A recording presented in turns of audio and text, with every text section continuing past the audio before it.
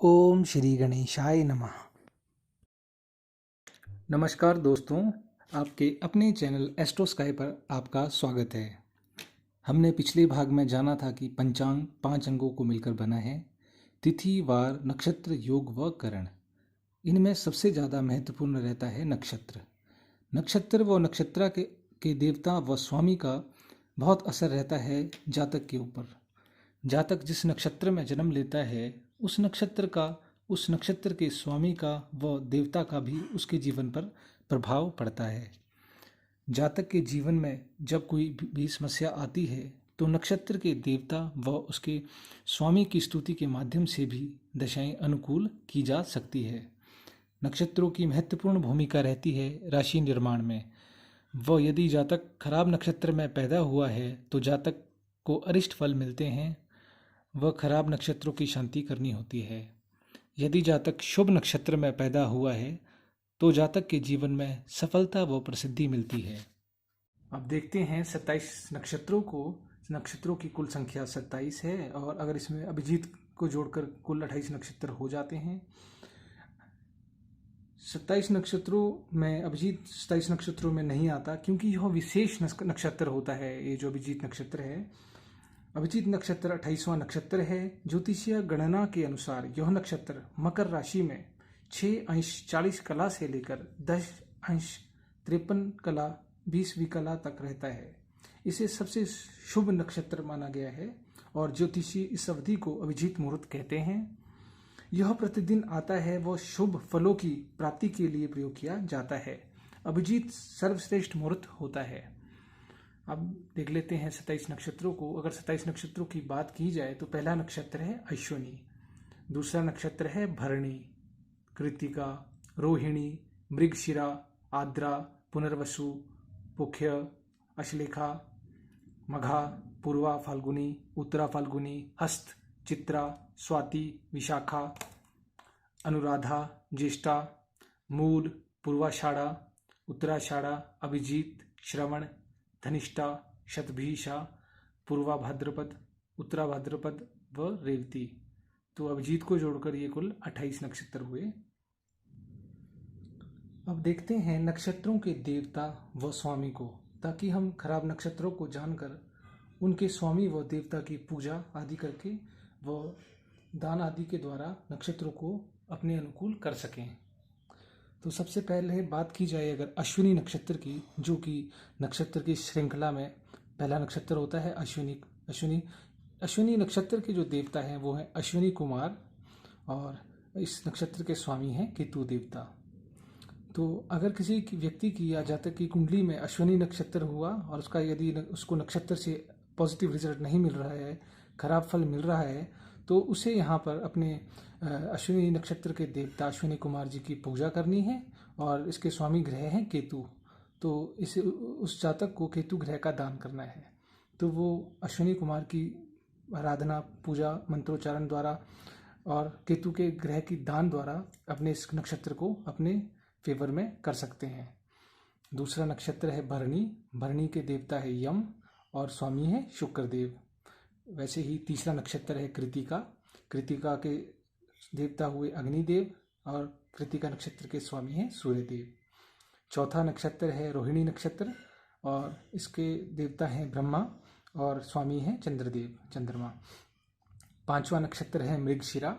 इसके देवता है चंद्रमा और स्वामी है मंगलदेव। छठा नक्षत्र है आद्रा।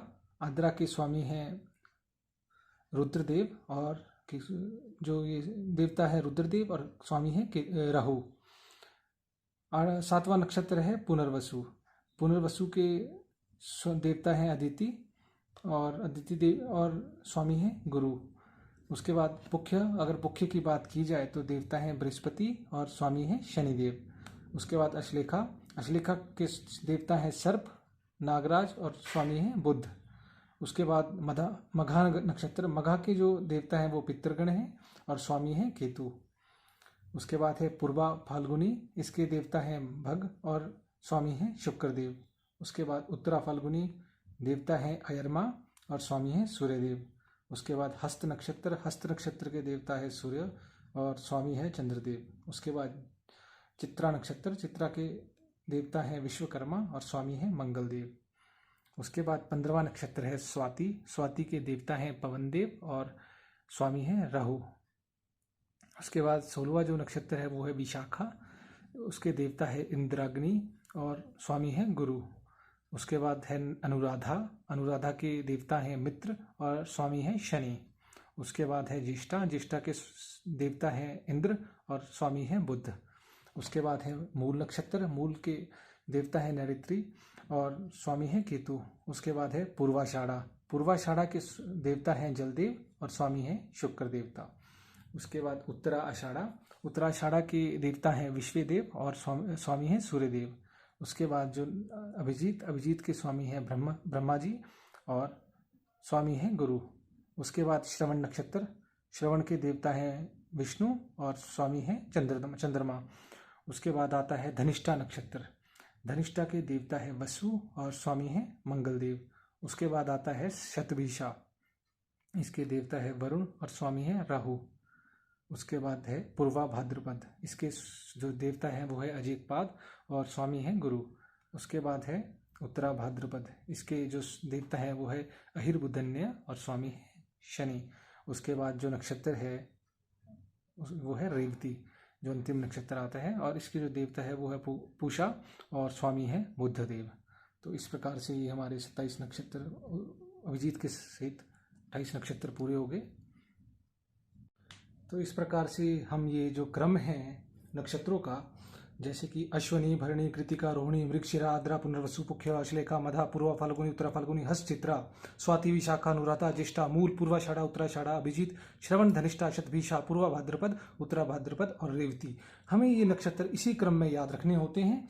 और अगर हम इनका प्रतिदिन इनको स्मरण करें तो धीरे धीरे हमें ये नक्षत्र याद हो जाते हैं, और फिर हम इन नक्षत्रों के और देवता स्वामी इनको याद करके अपनी कुंडली में इनके आधार पे अगर कोई भी नक्षत्र, जैसे मान लीजिए हमारा आद्रा नक्षत्र है और हमारा ये नक्षत्र हमें अच्छा फल नहीं दे रहा है, तो आद्रा जो नक्षत्र है इसके जो स्वामी है वो है रुद्रदेव, और देवता है रुद्रदेव और स्वामी है राहु।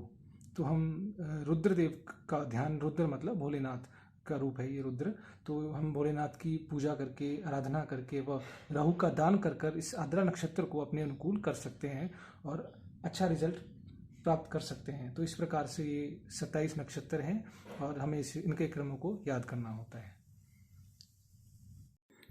जिस प्रकार ग्रह महत्वपूर्ण भूमिका निभाते हैं, उसी प्रकार नक्षत्र की भी अहम भूमिका होती है।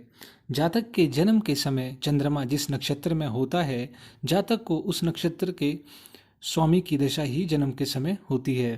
कुंडली भी उस समय के चंद्रमा के भोगवांश के आधार पर ही कुंडली का निर्माण होता है। हर ग्रह 3 नक्षत्रों का स्वामी होता है। एक राशि की डिग्री 30 होती है, जबकि नक्षत्र की डिग्री 13 डिग्री 20 मिनट के हिसाब से एक नक्षत्र होता है। तो इस हिसाब से एक नक्षत्र के 4 चरण होते हैं, वो एक राशि में 9 चरण आते हैं। जैसे अगर मान लीजिए मेष राशि हुई, तो मेष राशि अश्विनी के 4 चरण और भरणी के 4 चरण और कृतिका को 1 चरण मिलेगा, जिसका हम अगले भाग में विस्तृत ढंग से इसे जानेंगे। तो इस भाग में इतना ही। दोस्तों, अगर आपको यह वीडियो अच्छी लगी हो तो आप मेरे इस चैनल एस्ट्रो स्काई को लाइक कीजिए, शेयर कीजिए, सब्सक्राइब कीजिए। धन्यवाद।